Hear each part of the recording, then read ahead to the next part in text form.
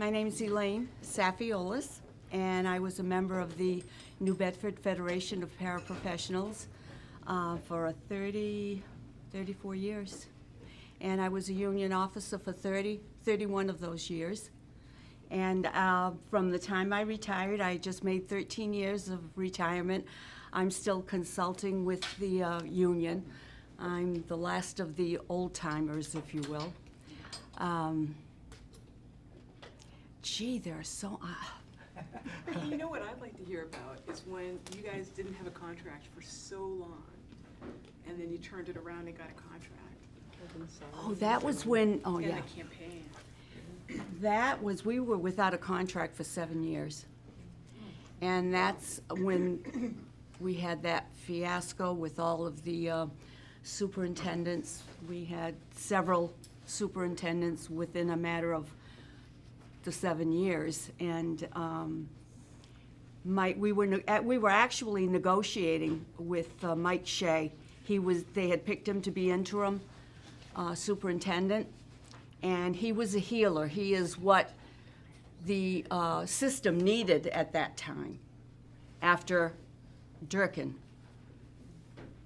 So we were negotiating, but they were in the process of looking for a new superintendent, so he stopped negotiating.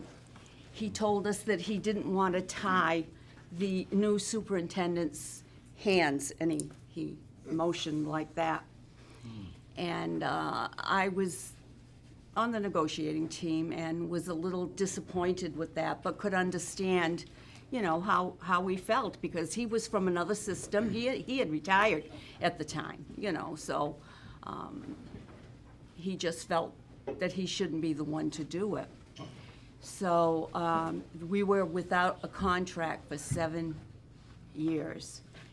The new administration came in, and we finally, you know, negotiated and got a contract. But I need to tell you that I had seen Mike at a fundraiser not long after that, and he made it a point to come up to me and apologize for not settling our contract.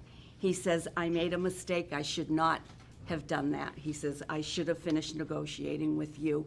So that says a lot about the man, you know, it really does.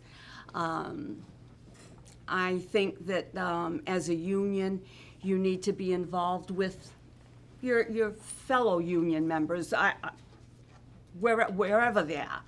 And some of the good times we had were with the UMass Dartmouth.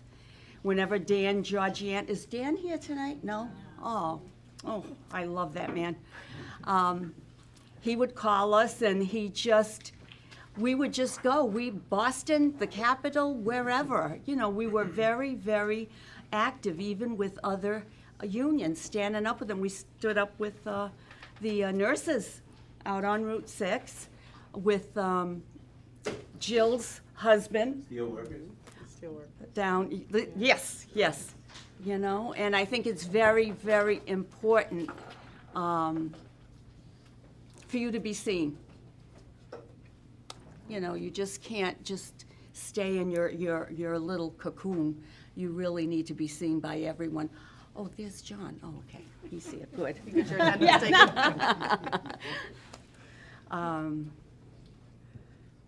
I remember a time we went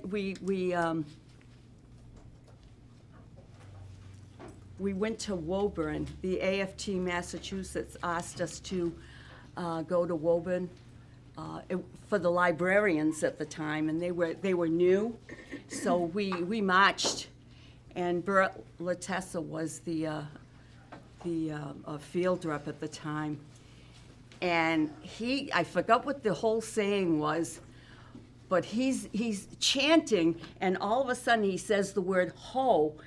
We looked at one another because you can't say that in New Bedford, you know, so we were dying there. Yeah.